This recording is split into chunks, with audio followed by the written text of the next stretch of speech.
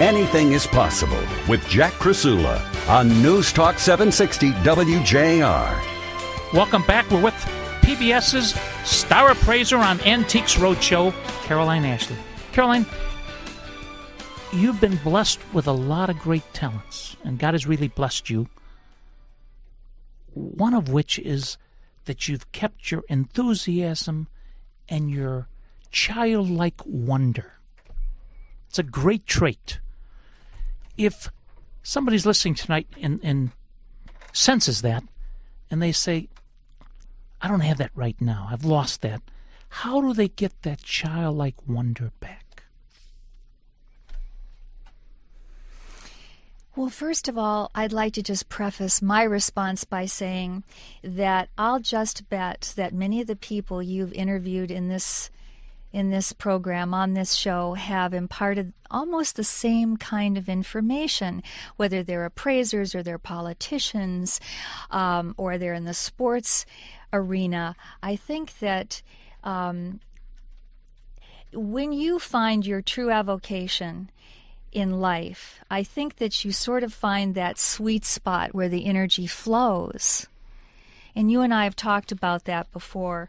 And I think that once you find that, you really do come to a sense of higher purpose sometimes that inspires you and elevates you to do your best work. I think part of my responsibility is to be able to share that with people coming up in the profession and to share with them my enthusiasm and my energy and impart and imbue them with the excitement that I come to work with every day that just keeps my batteries completely charged.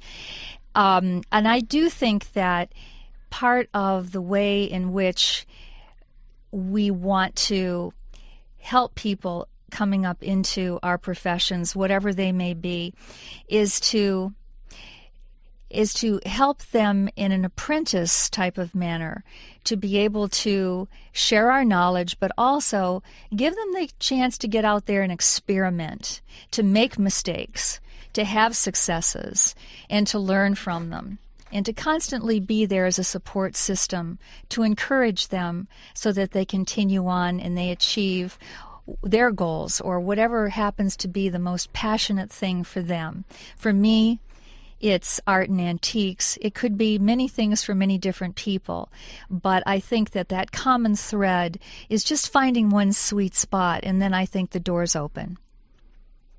We need to be brave in today's times. And it's very hard for a lot of people to take risks. Boy, your whole life has been risks and being brave. Talk to us about taking risks. Well, I remember a couple of the first risks I took.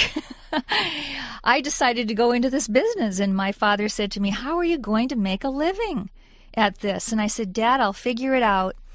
And at that, then I decided to go on a motorcycle trip through Europe and to visit every single cathedral, every single museum that I could possibly afford to go see. Did I do it with my dad's approval? No, that was a big risk. But I came back with a huge learning experience that was invaluable. That was a risk, but it paid off huge dividends in the end result. And then I think taking risks to, go into the museum world, to go into the auction world, to go onto TV with Antiques Roadshow, those were all risks, things where you either kind of sink or you swim. But I think unless you try your mettle, you never really know what you're made of. So I think it's very important to stretch yourself in as many ways as you possibly can. When a person figures out what they love to do, then they have to work the rest of their life in the hope of becoming the best at that. You've become one of the world's best in appraising collectibles. Talk to us about becoming the best in something. The bar is always higher.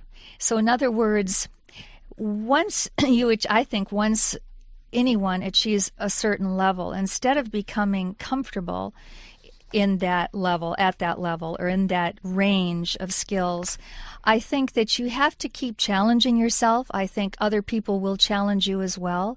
And I think all those challenges perfect our talents and help us become the best of who we can be.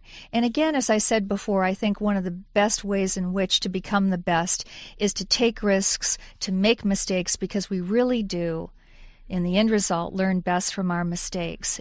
And every time I look at a new thing, I say to myself, you know what, there's something here that I've never encountered before, and that is going to help me perfect my ability, help me stretch my mind, my talents, to continue to become better and better and better. And in my profession, it's a humbling one. We're always confronted with new challenges. Everybody wants to feel important and appreciated. And people come to you with these possessions from their grandparents, parents, whatever, that's special to them, and asking you to appraise it. And in today's times, time after time, it's worth less than they thought it was worth. How do you tell them it's worth less than they wanted it to be or hoped it to be, and still make them feel important? You know what I find, Jack?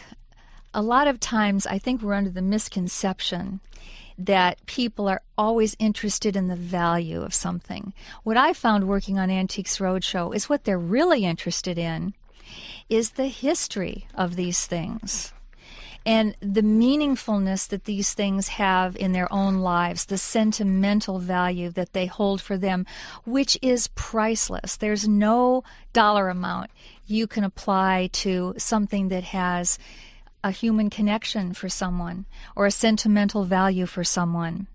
So for me, I always tell people that although it may not have a great deal of financial worth, the sentimental value, the emotional connection that they have with these treasures is something you could never put any price on, no matter what.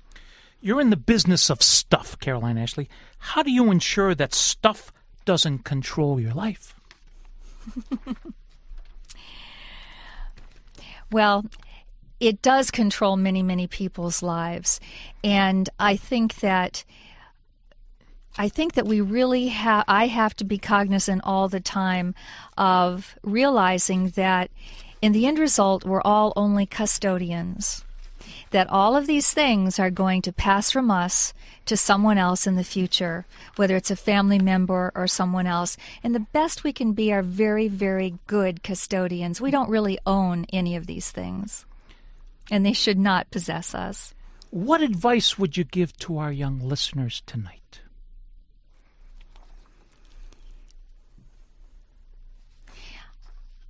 I would say that if they wanted to get into my profession, the very first thing to do would be to find a mentor like me, or to find a mentor at one of the appraisal organizations, the Appraisers Association of America, the AAA, the ISA, the International Society of Appraisers, or the ASA, the American Society of Appraisers, and to find out what things they need to do to prepare themselves for getting involved in this profession. But first of all, to find someone who's going to give them very good advice and sort of lead them down the right path to make that journey a little easier. Caroline Ashleigh, you are a role model. You're an inspiration. You're doing a great job in God's master plan. Keep it up. Thank you so much, Jack. Pleasure to be here. Please join us next Sunday when our guest will be the all-time winningest basketball coach in collegiate history, Coach Don Meyer. Until then, I'm Jack Krasula. Thanks for listening, and make it a great week, because with God, anything is possible.